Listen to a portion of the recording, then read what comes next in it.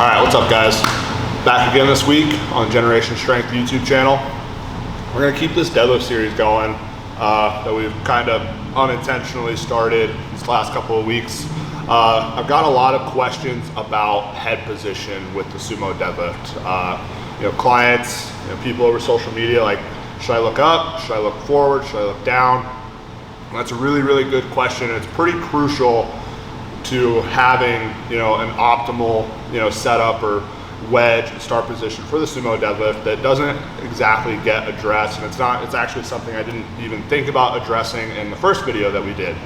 When we talk about head position with the sumo deadlift, it's pretty obvious that the first thing that's going to come to mind, if you're familiar with the powerlifting realm, is we're probably going to think of Yuri Belkin, right?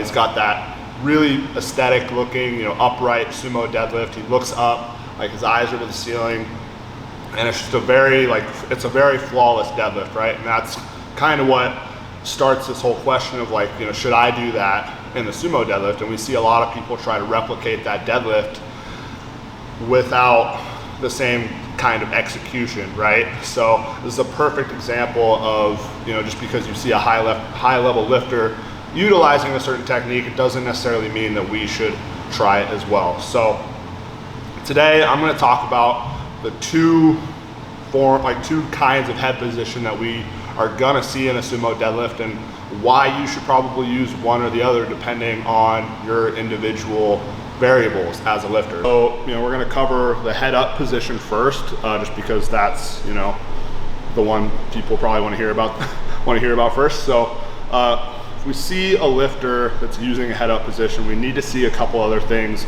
come with that, right? Because if we're talking about should I have my head up in the sumo deadlift? Well, it's like, what are we trying to accomplish with having our head up, right? We're trying to get our hips closer to the bar, right? And we're trying to have as much tension from here to here as possible. So what do I need?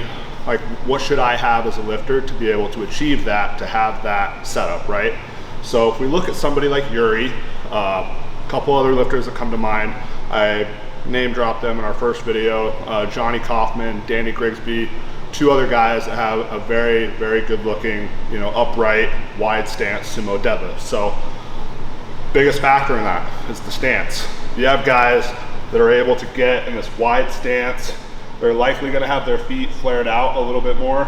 Me personally, I've kind of transitioned more to this medium stance, toes more forward, which we'll cover that when we go over the other head position. But you have these guys that have this wide stance, open hips, right? They're able to get down to the bar and their hips are already there, right? They don't have to work to wedge their hips in to get them close to the bar.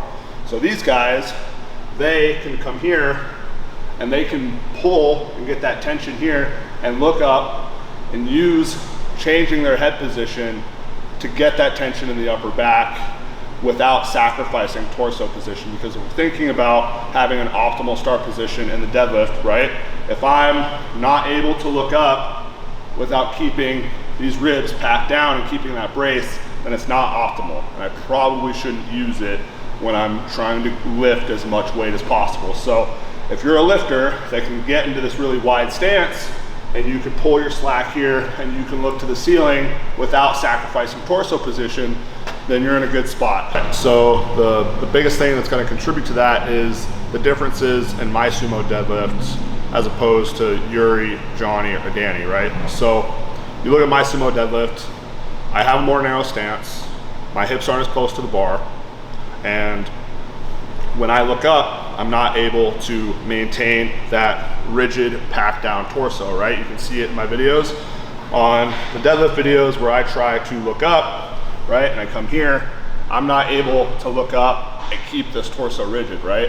When I look up, my hips don't get any closer to the bar. So if you're a lifter that kind of fits that mold, if you have more of a narrow sumo deadlift stance, if you don't achieve any better of a position by looking up, then it's like, okay, what should we do? So what I've benefited from doing in that scenario, as I've transitioned to more of this narrow sumo stance, is just keeping my head neutral. And instead of thinking of looking up to kind of get that strong, rigid upper back, I think about pushing my chin back and opening my shoulders at the same time. So that's gonna help us achieve the same exact result as if we were looking up like these other lifters. So we can kind of see what this actually looks like when I'm setting up. So, right, I'm gonna do my best to demonstrate the first version. So you have, I'm not gonna actually do it, but you come here, right? We get tall, head up, right? We have this nice upright, nice upright torso. So now as we have this more narrow stance, which is what I'm using, I'm going to focus on keeping that head neutral and just pushing my chin back and pushing my hips forward. So here, setting up, pull tension, chin back. You can see when I pull my chin back, right, I go from being rounded over and I'm still able to achieve that upright torso without having to look up, and I'm not sacrificing the torso position. So two pretty different schools of thought. Wider stance, open hips, head up.